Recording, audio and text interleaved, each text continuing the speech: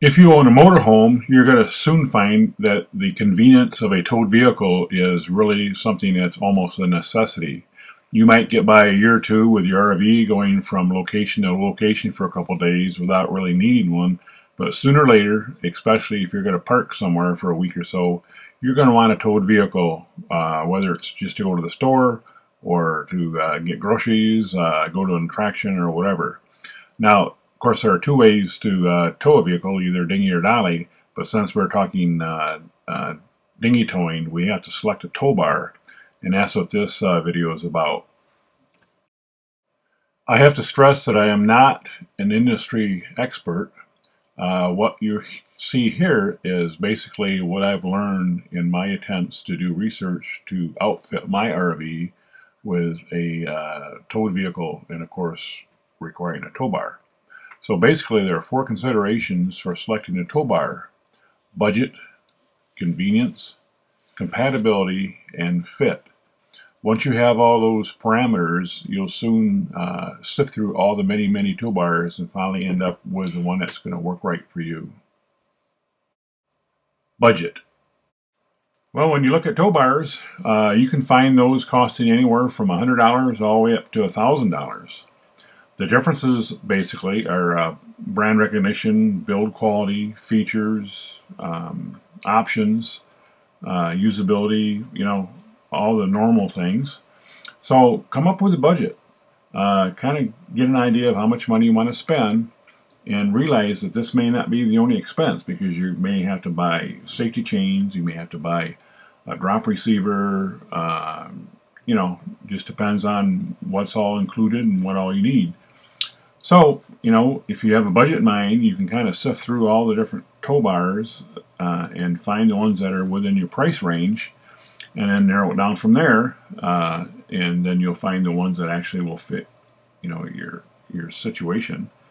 And if you can't find one within your price range that will fit, then bump it up a little bit, so kind of start low and go high, and then stop once you reached your comfort level of what you want to buy. Well, it really comes down to convenience on which tow bar you want to select. Here's an example of a fixed arm tow bar. And when I mean fixed arm, I'm referring to the black arms you see in the photo here. They do not have a variable length. Some tow bars of this type actually have variable width as well, but this one is a fixed width.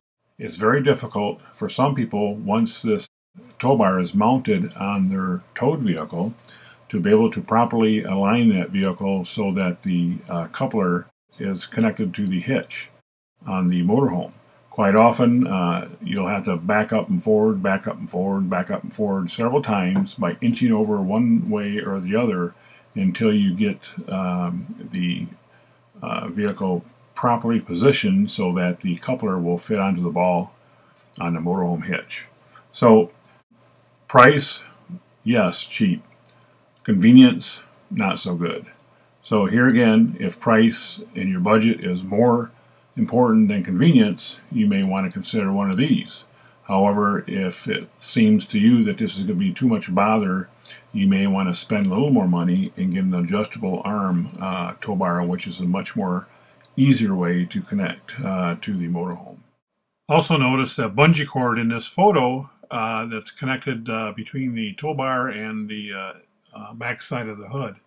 Now that's going to probably scratch your car up. Unless you remove the tow bar, you have to have some mechanism to hold the tow bar up.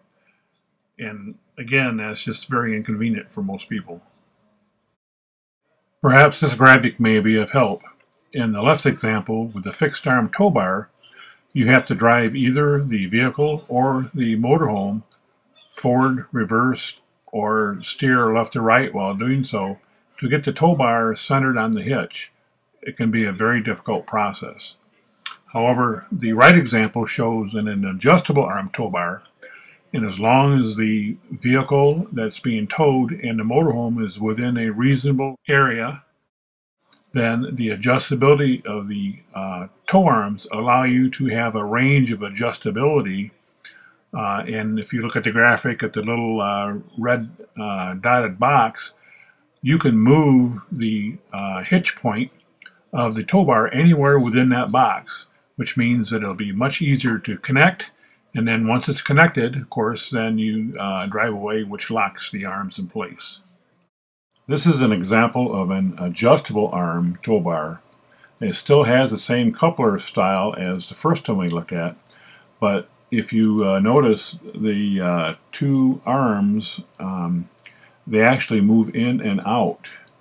Now, these are a little more expensive, but again, as the convenience goes up, so does the price.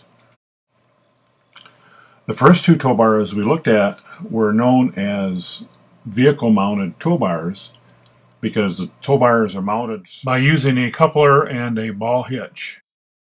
The other style tow bar is called a motorhome connected tow bar, which is what we see here. Now, if you'll see, there is no ball on this. The front pin goes on the motorhome, and then the two arms go on the vehicle, just like the other style. However, when you remove this one, you leave the front pin connected to the motorhome, and then the two arms become disconnected from the vehicle. Now, it's kind of a matter of convenience one way or the other, but the reason this is a very popular tow bar is because you can leave this connected to the motorhome, as it will fold up, as you can see here. It will fold up conveniently and can stay on the motorhome, whereas with the other style that connects to the vehicle, you either have to remove them from the vehicle as well when you're done towing, or some of them can connect to the vehicle by collapsing, but it's kind of an ugly looking thing if you leave it on there for a long time. You can also damage it if you hit something in a parking lot, you know, and those kind of things. So a lot of people favor this style, and in fact, these are the most popular style tow bars today. This is an example of how a motorhome mounted tow bar stows on the motorhome. Basically, it just folds up like shown here, and it can just stay there until you have the need to tow your vehicle again. And that's the primary reason why a lot of people like these style. In addition to matching the base plate and the towing capacity, consider buying a tow bar that you can use for future use if you ever decide to upgrade your towed vehicle. Well, obviously, the tow bar must be compatible with your base plate. This is not only the mounting configuration, as well as the width. Now, generally, the base plate and the tow bar must be made by the same manufacturer so that they will fit correctly. However, some manufacturers do make adapter kits. Some manufacturers actually do make tow bars for other manufacturers' base plates. So there are a few exceptions, but overall you generally need to have the base plate and the tow bar from the same manufacturer so that they will fit together correctly. Now also, some tow bars, especially the less expensive ones, may simply be too wide to fit some of the narrow base plates. Typically, at least from one manufacturer for instance, their less expensive tow bars can only fit 23-inch tabs or wider, yet some of that same manufacturer's base plates are less than 23 inches wide. So in those cases, the base plate is going to be too narrow for that tow bar, even though they're made by the same manufacturer. Fit. Chances are, no matter which tow bar that you use, it's not going to be level when you attach it to your motorhome. Now, most tow bars have a specification on how much of a difference there can be between the tow bar being level and the tow bar not being level. So check with your manufacturer as a specification for the tow bar to make sure that it is within the allowable limits of being level. In most cases, however, you're going to need to have a little bit of help. This is typically done with a drop hitch or a drop receiver. Drop hitch, of course, would be for the vehicle-mounted type tow bars, while a drop receiver would be more appropriate for the motorhome-mounted tow bars. And you got to be a little mindful when you buy one of these that you don't get it too low that you're going to hit the pavement when you're going over curbs and things like that. So you may have to do a little bit of compromise here So again, check the specification sheet for your tow bar to make sure that it's within limits. Now in this situation, a tow bar would have a plus or minus 3-inch range. So if the difference in the height, say A is 13 inches and B is 20 inches, then that's a 7-inch difference. And then when you allow for the plus or minus 3-inch tolerance on the tow bar, that means you're going to have a drop hitch of at least 4 inches. And you could actually go 4 inches or 6 inches, but again, be mindful if you go with a 6-inch that you're not smacking the pavement, as you're going up hills or down hills and things like that, because that can be a consideration as well. Well, the other situation is if the towed vehicle's height is higher than the motorhomes. This doesn't happen a lot, but it'll happen more on a Class A than a Class C, because quite often Class A's have a lower hitch point, because it's more common for Class A's to pull towed vehicles. And if this is the situation, you simply have to raise point B. And this is done the same way as in the last example by using a drop receiver, because they can be used either to lower or to raise the hitch point by simply turning it upside down. So you'd buy the same drop receiver, but you would just install it upside down so that the hitch point at point B is raised rather than lowered. Of course, again, check your owner's manuals and check your tow bar manual to make sure that you're not exceeding either a raise or a drop, or if a drop is not allowed. Usually they'll tell you if it is or not.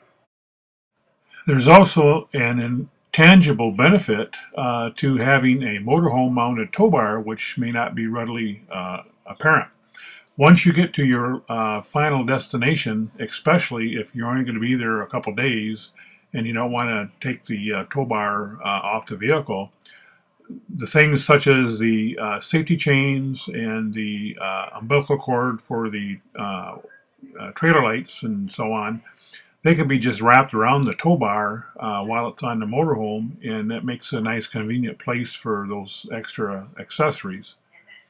However, if you have a vehicle-mounted tow bar and you want to take the tow bar off and say put it in your trunk, well, you're going to have some place to put all those accessories as well, and so you're going to end up throwing the safety chains and everything else into your trunk, which just means that it takes a few more minutes than you may originally anticipate to break down from towing. In addition, as you are disconnecting the vehicle from the tow bar, with the motorhome mounted tow bar, you can just simply wrap the cables up around the tow bar right then and there, and that means that you're not stuck in traffic or not blocking the road while you're disconnecting the towed from the motorhome. So that's another consideration for having a motorhome tow bar. The first consideration, of course, is to determine your budget, because that's going to drive any of the other decisions that you're going to make. Next is adjustable or fixed arm lengths important to you. Of course, an adjustable arm length is going to be much easier to connect to the vehicle, to the motorhome, and you may find that the frustration is well worth the extra money of buying an adjustable arm length tow bar. The next point is a motorhome or vehicle-mounted tow bar your preference? Now, again, there's advantages and disadvantages to both. The motorhome mounted tow bar is perhaps a little bit easier to handle, but again, it depends on your budget, because the motorhome mounted bars are more expensive. Next is you're going to have to check the height difference between the motorhome and your vehicle. Now, most tow bars do have a height limits specification, or I should say a difference in height specification.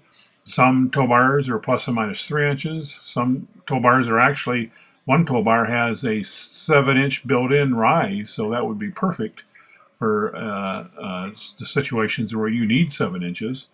And others have different specifications. Now, if you find that your height difference is greater than what the tow bar is allowed, then you're going to probably have to buy a drop receiver. Now, drop receivers can cost anywhere from $50 to $200, so that is a significant cost that you got to add to the budget. So you need to make sure that the budget consideration is for the tow bar plus anything else you need, like a drop receiver. Next, make sure that all your components are weight rated high enough. If you have a hitch, say, that is a 5,000 pound receiver on your motorhome, make sure everything is rated for 5,000 pounds or more. It's perfectly acceptable to go with a higher weight rating than required, but at least make sure everything is at the minimum of your motorhome's need. The system is only as good as the weakest link, and the weakest link is the weakest component. So it doesn't do any good to buy a tow bar that's rated for 10,000 pounds and then have a ball that's rated for 3,000 pounds, because the overall limit is going to be 3,000 pounds. Next, what other accessories do you need and what ones are included? Do you need chains? Well, of course, you all need chains. Often those are included in the tow bar, but sometimes they're not. You're generally going to require a hitch pin. Ideally, it's a locking hitch pin. You may need something called an immobilizer, which keeps the hitch from jiggling around in the receiver. If you have a vehicle mounted tow bar, of course, you're going to need a ball hitch, or a ball. So make sure you got all the accessories you need and factor those into the budget as well. Finally, what is in your future needs?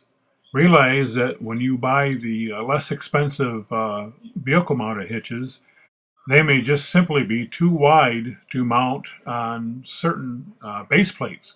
So while it may fit the base plate of the vehicle you have today, if you change vehicles, if you have one of these tow bars, you may end up having to buy a new tow bar too. So that is a consideration that you ought to be thinking about as well.